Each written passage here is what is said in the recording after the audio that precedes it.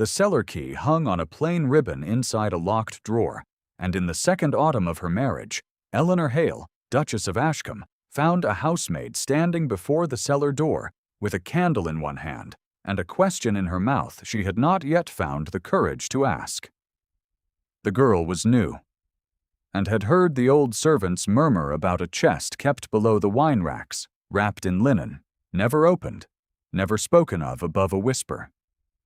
"Your Grace," the girl said, "why do you keep your wedding gown locked away where no one can see it?"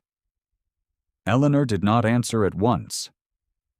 She looked at the door as she had looked at it 100 times in a year, the way one looks at a scar healed over, but never quite forgotten. And she set down the ledger she carried and said only that it was a long story, and an old one, and that perhaps, since the girl had asked so plainly, it deserved to be told plainly in turn. She sent the girl to fetch 2 chairs from the kitchen passage, because a story of that length, she said, was not one to be told standing on cold flagstones, and when they were seated on either side of the locked door with a single candle between them, Eleanor began where such stories generally must begin, which is to say considerably before the trouble itself. It began 3 years earlier and 40 miles to the west, in the village of Aldbury, where Eleanor had been the vicar's daughter, and nothing more distinguished than that.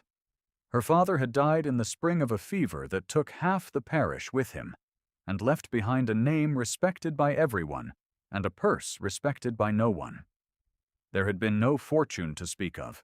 There had been, instead, a small trunk of books, a set of good but much mended linens, and a needle that Eleanor had learned to use before she had learned her letters, because her mother, dead these 10 years, had been a seamstress before she had been a vicar's wife, and had passed the skill down the way other mothers passed down jewels. Eleanor mended what she could not afford to replace.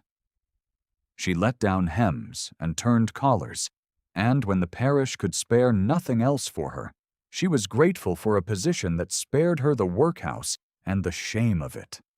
She had sold her father's books before she sold anything else, because a parish that had loved him for 20 years could not bear to watch his daughter go hungry in front of them, and pity, she had learned quickly, was a coin that spent itself out within a season. The vicarage passed to the new incumbent within the month, a kind enough man with a wife and 4 children of his own, and there had been no unkindness in his asking. Gently, when Eleanor meant to remove her trunk. She had simply understood, standing in the hall where she had been christened, that the house was no longer hers to stand in. The position came through a cousin twice removed who kept house for the Dowager Duchess of Ashcombe, a formidable woman whose eyes had begun to fail her and whose correspondence had grown beyond what her own hand could manage. Eleanor was engaged as a companion and copyist to read aloud, to answer letters, to sit in a cold morning room and make herself useful and invisible in equal measure. She arrived at Ashcombe Hall in a hired gig with her trunk and her needle case, and a black bonnet gone slightly green with wear, and the housekeeper who received her, a broad and watchful woman named Mrs. Perry, looked her over once and said, "Well, you will do," which was as close to a welcome as the house offered anyone. Ashcombe Hall was larger than any house Eleanor had set foot in, a long gray stone front with 3 wings built up across 2 centuries, its park visible from every window she passed, deer moving along the far tree line like something out of a book she had once read to her father on a winter evening. For the first week, she lost her way twice between the morning room and her own chamber. She learned the household by its sounds before she learned it by its rooms, the particular creak of the 3rd stair, the hour the kitchen bell rang for the upper servants, the way the wind came down the long gallery and rattled a single loose pane no one had troubled to mend in a decade. Her days settled quickly into a shape she recognized from her father's parish, small and orderly and entirely without drama, reading the newspaper aloud each morning to a woman whose eyes had grown too weak for print, answering correspondence in a hand the dowager pronounced tolerably neat, and taking her dinner in a small room off the kitchen with the housekeeper and the dowager's own maid, neither of whom troubled to make conversation with a stranger until they had decided she was worth the trouble. She did not see the Duke for a fortnight. Julian Hale was seldom in the public rooms that autumn, and when Eleanor did see him, it was only as a shape crossing the far end of a corridor, a tall man in dark blue who did not look at her because there was no reason he should. The Dowager Duchess spoke of her son the way she spoke of the estate accounts, with pride and with impatience, and it was from her that Eleanor first heard the sentence that would follow her, in one form or another, for the better part of a year. She had brought a letter to be signed, and the Dowager, reading it over with her glass held close to the page, said without looking up, "You must not think, Miss Vane, that because you sit in my morning room, you have risen above your station. A clergyman's daughter is a companion. She is not a guest, and she is certainly not family." The words were not shouted. They were said the way one states a fact about the weather, and that was somehow worse.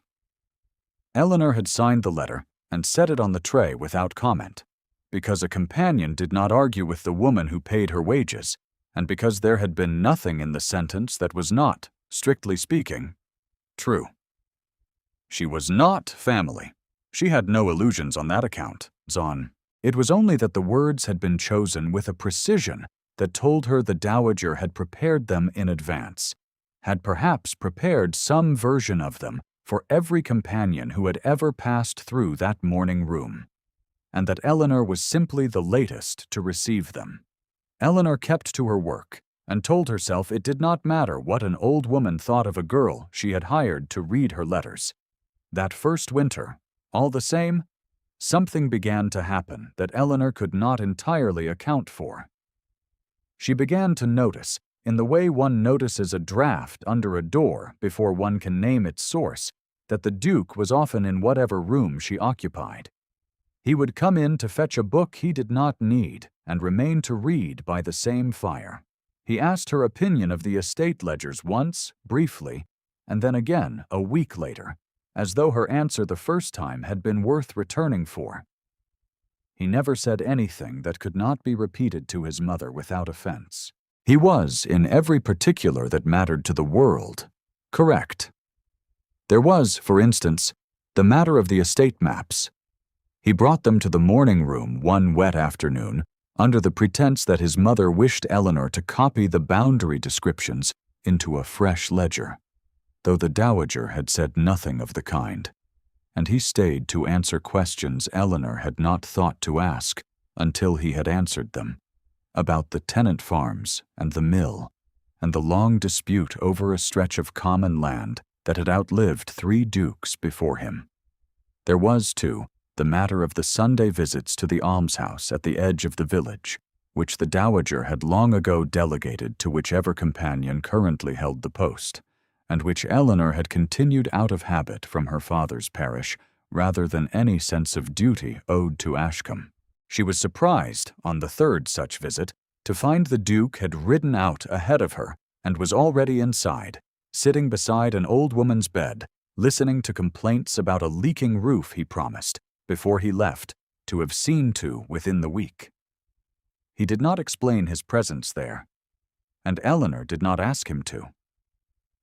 There was the matter of the pianoforte in the small drawing room, which no one had played since Eleanor could discover, and which she found herself drawn to of an evening when the house had gone quiet, and which the Duke, she later learned from Mrs. Perry, had ordered tuned within a week of overhearing her try its keys. He did not mention the tuning to her himself. He simply began, some evenings, to find a reason to be in the small drawing room when she played. It was in December that she understood something of why.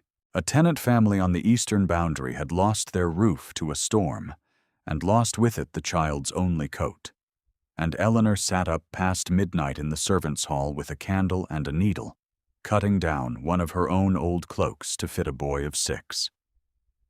She did not know the Duke had come down for brandy and found her there until he was already in the doorway, watching. She startled and rose too quickly, the needle still in her hand, and he told her, quite simply, to sit down again and finish, that the boy would want it by morning. She did. He did not leave.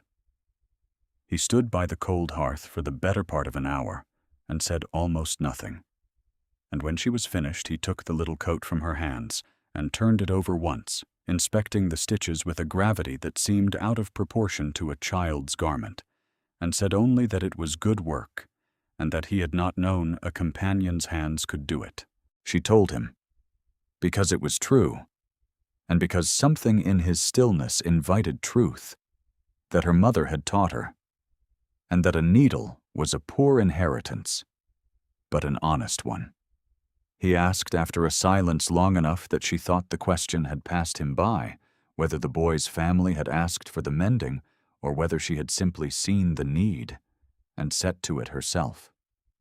She told him the truth, that no one had asked her, that she had heard the housekeeper mention the storm and the lost roof over supper, and had gone looking for a cloak she could spare before she had properly decided to do it. He said nothing further that night about the coat, but he sent, the following morning, a cart of timber and slate to the tenant's roof without waiting for a steward's report to confirm the need, and when Eleanor thanked him for it at breakfast, he told her, briefly, that he had only finished what she had already begun. He looked at her for a long moment then, the kind of look she would spend the following months learning not to trust, and eventually learning to trust completely. If you have stayed with Eleanor this far, you already sense where this story means to go, and I promise you it goes there, though not by the road you expect. Keep with her a little longer. There is a great deal she does not yet understand about the man standing in that cold servants' hall, and a great deal he does not yet understand about himself. The spring brought Lady Cordelia Grey to Ashcombe Hall, and with her the shape of the future the Dowager Duchess had always intended. Lady Cordelia was handsome in the settled, unteachable way of a woman who had never once in her life doubted her own welcome in a room.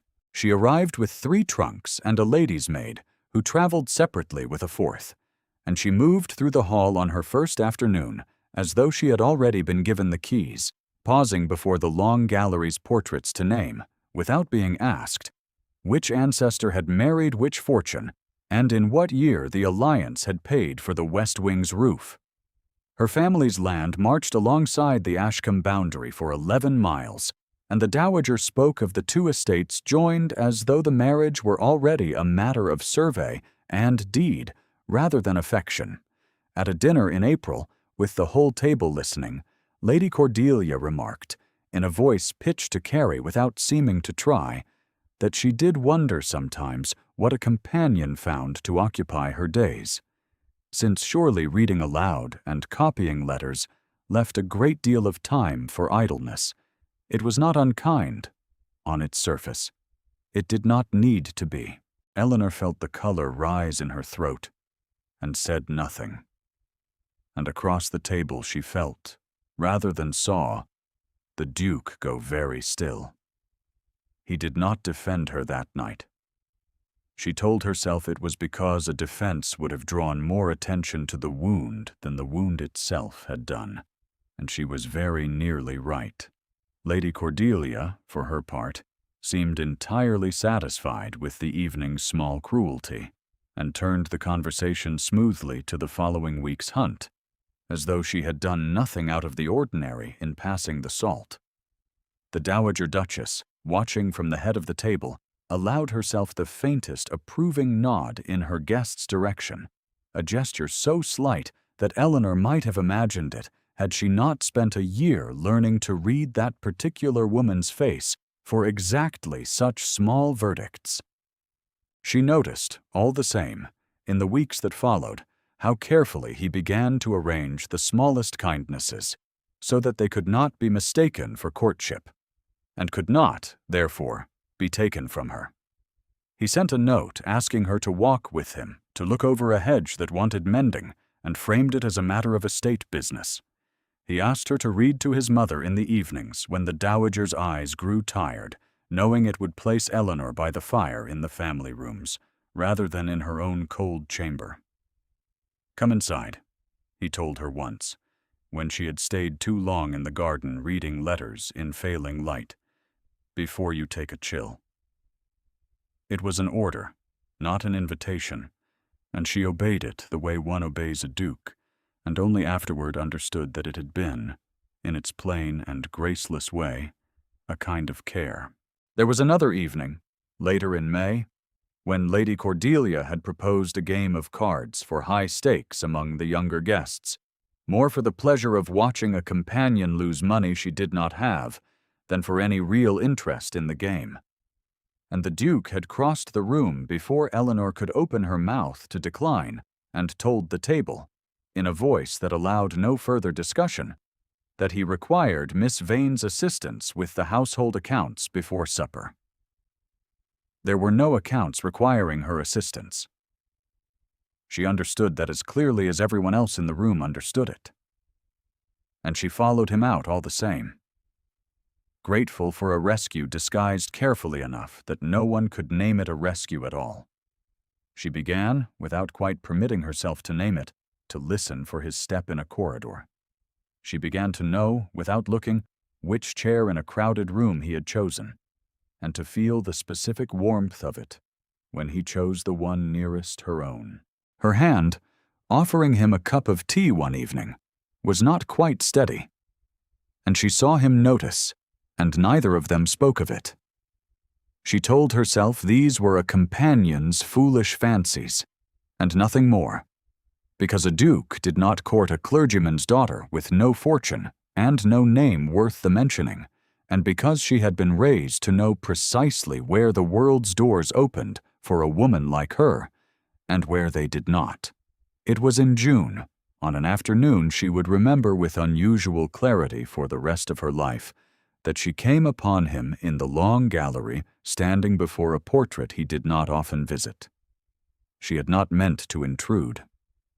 She was halfway across the room with an armful of returned books before she saw him, and understood, from the particular quality of his stillness, that she had walked into a private grief. The portrait was of a young woman in white, dark-haired, laughing at something outside the frame.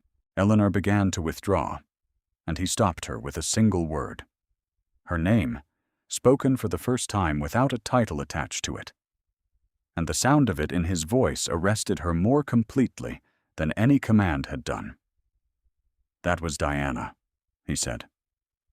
"My wife. She died 4 years ago this month, delivered of a daughter who did not live a week beyond her." He had insisted, he told her, on a physician from London rather than the man who had attended every birth on the estate for 30 years, because the London man's name carried more weight in company, and the roads that winter had delayed the London man by 2 days that might, he believed, have made the difference. "I have never been entirely certain the delay changed anything," he said, his voice level in the particular way of a man determined not to let it break. "But I have never been entirely certain it did not. And a man learns to live inside that uncertainty the way he learns to live with a wound that will not quite close." He had not spoken of it, he said, to anyone in this house in 4 years. He did not know why he was speaking of it now, except that her stillness invited it, the way it had invited the truth about her mother's needle in a cold servants' hall 6 months before. She asked him, carefully, whether his mother knew how heavily he carried it. And he told her that his mother believed grief was a thing to be managed rather than survived, and that she had encouraged him, within a year of the funeral, to consider the question of an heir settled and move forward as duty required. He had tried, for a time, to do exactly that, and had found himself unable to sit across a dinner table from any woman the county proposed without the particular silence of that London physician's delayed carriage returning to him uninvited. "It is a strange thing," he told Eleanor, "to discover that a man can command an estate of 11,000 acres and could not command a road to clear itself 2 days faster." She did not offer him comfort in words, because she sensed, rightly, that words would only ask him to perform a recovery he had not made. She stood beside him instead, near enough that their sleeves nearly touched, and let the portrait's painted eyes and his living ones look at each other in the same silence a little longer. When at last they turned to leave the gallery, he thanked her, quietly, for not having offered him the sort of comfort that would have required him to pretend the wound was smaller than it was. If you are wondering, as I was wondering when I first heard this story, whether a man so carefully guarded could still choose plainly and without hesitation, when the moment finally asked it of him, hold that question a little longer. It is answered before the end, and answered in fewer words than you might expect. The Dowager Duchess announced the match with Lady Cordelia at midsummer before her son had agreed to it, in the manner of a woman who had long since stopped distinguishing between her own wishes and the arrangement of the world. Julian did not deny it publicly, because to deny it publicly before he had settled the matter privately would have humiliated his mother before the county, and whatever else he was not a man who dealt in public humiliation. He came to Eleanor 3 days later, all the same, in the library, at an hour when he knew his mother would be resting, and he did not make her a speech. He asked her, plainly, whether she could bear a life at Ashcombe as its mistress rather than its companion, and told her, plainly, that he had spent a year discovering he could not imagine the house without her in it. He told her he could offer her no assurance that his mother would receive the news gently, and no assurance that the county would either, and that he was asking regardless, because he had spent 4 years being careful, and had discovered that carefulness had cost him nothing worth keeping. She asked him, because she needed to hear him say it plainly, and not merely imply it, whether he was certain. And he told her that he had not been certain of anything since Diana's death, until the night he had found her mending a boy's coat by candlelight. And that certainty, once it had returned to him, had not left again. She said yes before he had finished the sentence, and he laughed, briefly and without much practice at it, and told her that was, without question, the correct answer. There was no fortune for a trousseau, and Eleanor would not permit him to purchase her a gown as though she were an account to be settled. She told him, with more firmness than she generally allowed herself, that she would be married in something made by her own hand, or not married in silk at all, and he did not argue the point, though something crossed his face that she could not, at the time, entirely read. She had, folded in the bottom of her trunk since her mother's death, a length of good ivory muslin her mother had been saving for a wedding gown that circumstance had never allowed her to sew. Eleanor cut it herself, in the small hours, by candlelight, working the seams the way her mother had taught her, measuring twice against her own shoulders in the dark, because she would not ask a maid to hold the pins for a task she considered entirely her own to finish. Mrs. Perry found her at it past midnight more than once, and took to leaving a fresh candle outside her door without comment, which Eleanor understood, in that household's particular language, to be a form of blessing. If the result lacked the shimmer of the silks the county's other brides had worn, it did not lack for care. Every stitch in it, she would say afterward, had her mother's hand somewhere behind her own. The wedding was held at Ashcombe's own chapel in September, before the full breadth of the county, because the Dowager Duchess had insisted that whatever her private objections, an Ashcombe wedding would not be conducted as though there were something to hide. Eleanor walked the aisle in the plain ivory muslin with her mother's old lace at the collar, and she felt for the length of that walk entirely equal to the moment. It was afterward, at the wedding breakfast, among the assembled guests in silk and jewels, that the moment turned. She heard it first as a murmur near the window, two guests she did not know well enough to name, remarking that the new Duchess's gown looked homemade, which, one of them said with a small laugh, one supposed it very likely was. She heard it a second time, more pointedly, from Lady Cordelia herself, who crossed to offer her congratulations in a voice pitched, as it had been in April, to carry precisely as far as it needed to. "How resourceful of you," Lady Cordelia said, "to manage your own gown. I confess I should not have had the courage to be married in something a seamstress might have made for hire. It was the same wound from a different angle, delivered in company this time rather than in private, and Eleanor felt it land exactly where it had been aimed." Eleanor had smiled through both remarks, because a bride does not weep at her own breakfast, and had told herself that 2 unkindnesses in an afternoon of 200 guests was, in truth, a smaller ledger than she had feared. She had reached for a cup of chocolate a footman offered her, and found her hand steadier than she expected, and had almost believed, for a moment, that the worst of it had already passed her by. The third voicing came from the Dowager Duchess herself, not an hour later, and not to Eleanor directly. Eleanor overheard it second-hand, from Mrs. Perry, who came to her white-faced in the corridor outside the retiring room, and asked whether she ought to have repeated it at all. Her Grace told Lady Faring, Mrs. Perry said, low and unhappy, that the house had married a clergyman's daughter dressed like her own scullery maid, and that she hoped the county would forgive her son his sentiment, because she certainly did not intend to pretend she had chosen it.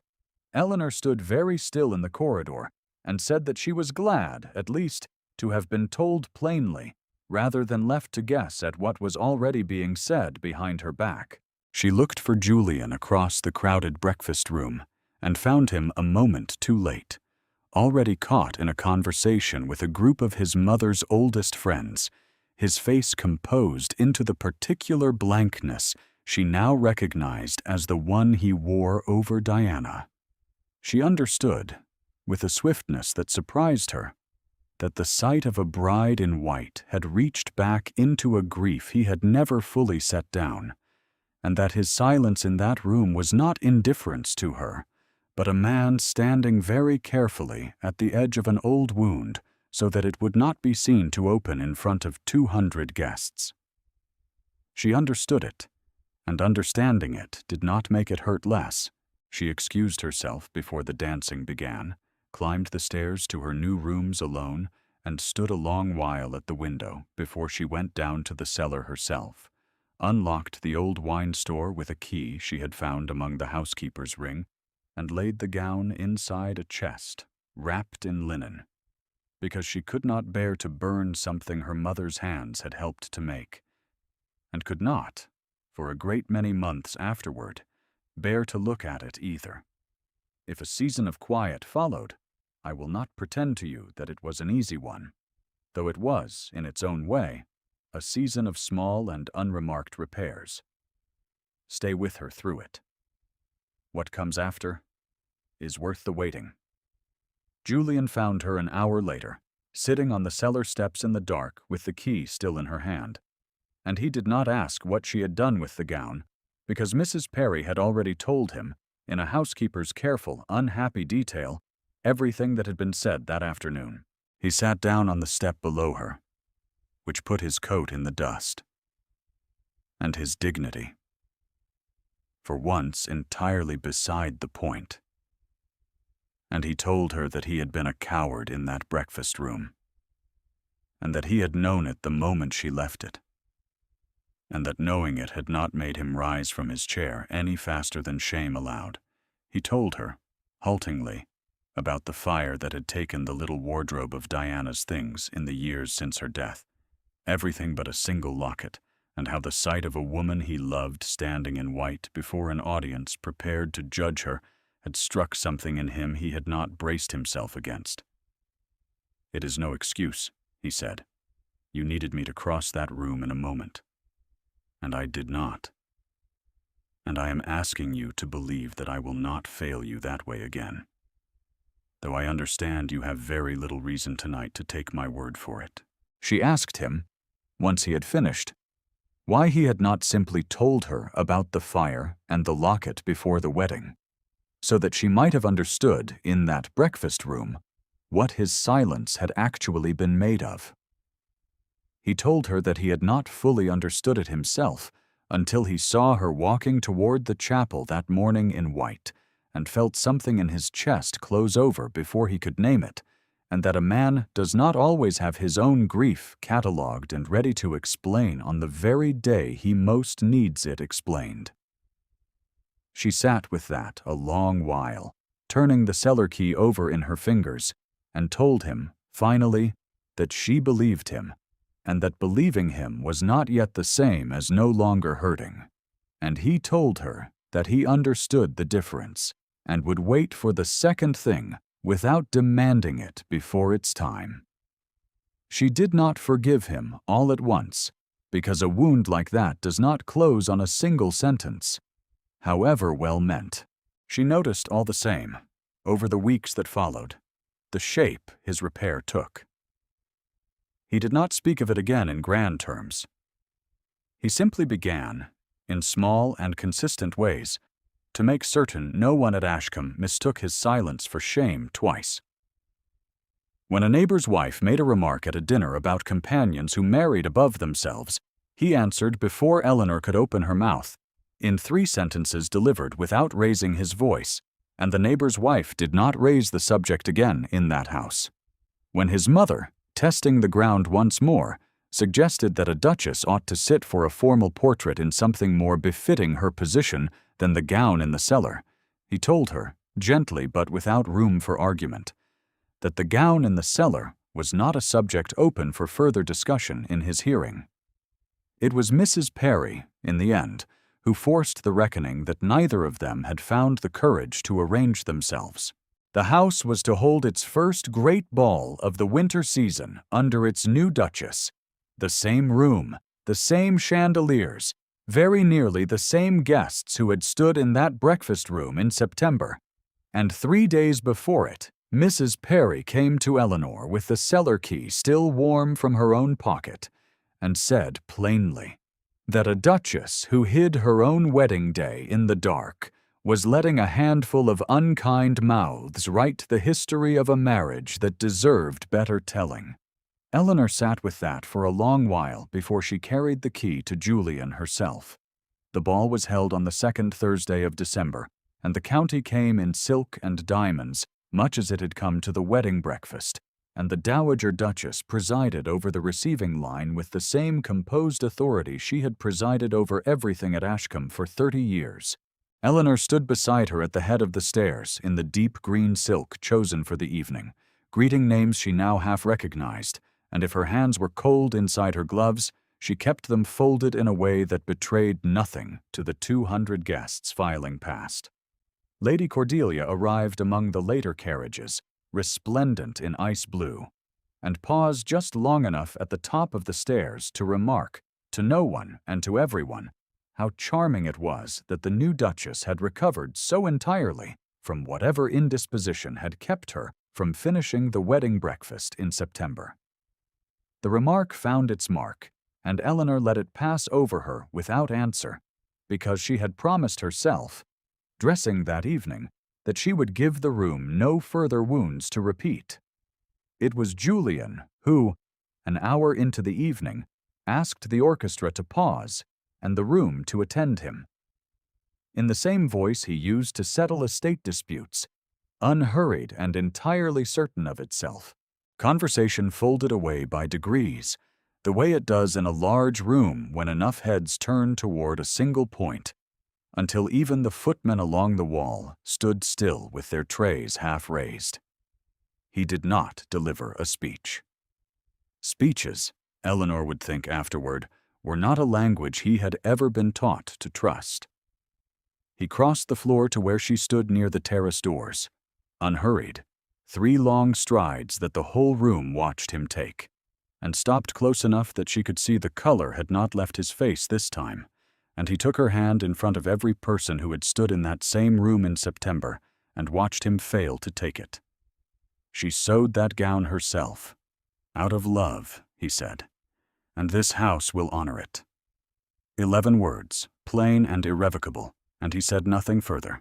He did not name Lady Cordelia, and he did not name his mother, because he had judged, rightly, that the room required no further instruction to understand precisely whom the words were meant to correct. The room, for a moment, held entirely still. Lady Cordelia's fan did not move. The Dowager Duchess's face, for the first time in Eleanor's year at Ashcombe, showed something other than composure, a flicker that might, in a kinder light, have been called shame, and her gloved hand, resting on the balustrade beside her, tightened once and then loosened, as though she had caught herself before the whole room could witness the grip. It was Mrs. Perry, standing near the doorway with a footman beside her, who broke the silence by beginning, quietly and then not quietly, to applaud, and the room, after a breath, followed her lead, because a room of that kind will very often follow, wherever its most influential members lead it. And its most influential member had just led it somewhere Eleanor had not thought open to her. The Dowager Duchess crossed to Eleanor herself before the orchestra resumed, an unhurried crossing of her own that cost her, Eleanor suspected, a great deal more than her son's 3 strides had cost him, and said, in a voice pitched only for the two of them, that she had perhaps been hasty in September, and that a house was fortunate to have a duchess who could make something fine with her own 2 hands, rather than merely purchase it. It was not a full apology. Eleanor did not require one. She accepted the smaller thing that was offered, because she had learned, over a difficult year, that corrections offered in front of a watching county were worth more than any private word could have been, however warmly meant. The gown itself came up from the cellar 3 days later, at Eleanor's own asking, unwrapped from its linen in the morning light of her dressing room, and she found, turning it over, that a year in the dark had not damaged it at all. The stitches held. Her mother's lace had yellowed only a little at the collar. She sat with it across her lap for the better part of an hour, and when Julian found her there, he did not say anything clever, only that he had asked the housekeeper to have a case made for it, glass-fronted, to stand in the gallery beside Diana's portrait, if Eleanor could bear the 2 women sharing a wall. She told him she could. She thought, in fact, that her mother would have liked the company, and that a woman who had spent her whole life mending other people's clothes for wages might have found some quiet satisfaction in seeing her own handiwork framed behind glass in a duke's gallery, admired rather than apologized for. That, Eleanor told the housemaid, standing in the cellar doorway a year later, is why the gown was locked away, and why it no longer is. The girl looked at her with the particular attention of someone hearing a true thing, rather than a pretty one, and asked, a little shyly, whether her grace still minded what had been said that day. Eleanor considered the question honestly before she answered it. She said that the words had lost most of their power the moment they stopped being the only version of the story anyone was permitted to tell, and that a gown made with love, once someone with the standing to say so had said so plainly and in front of the whole county, could not easily be made to feel like shame again. Thank you for staying with Eleanor this far. If her gown, and the year it spent in the dark, moved you at all, I hope you will carry a little of it with you. That evening, with the last of the December light going gold along the gallery windows, Eleanor walked past the glass case where the ivory muslin now stood beside Diana's portrait, and paused, as she often did, to look at both women together. Somewhere below stairs a fire was being built up for the evening, and somewhere nearer, in the nursery that would, within the year, hold a child of her own, a lullaby was being hummed off-key by a nurse who did not know she was overheard. Eleanor touched the glass once, lightly, the way one touches something no longer locked away, and went down to find her husband by the fire.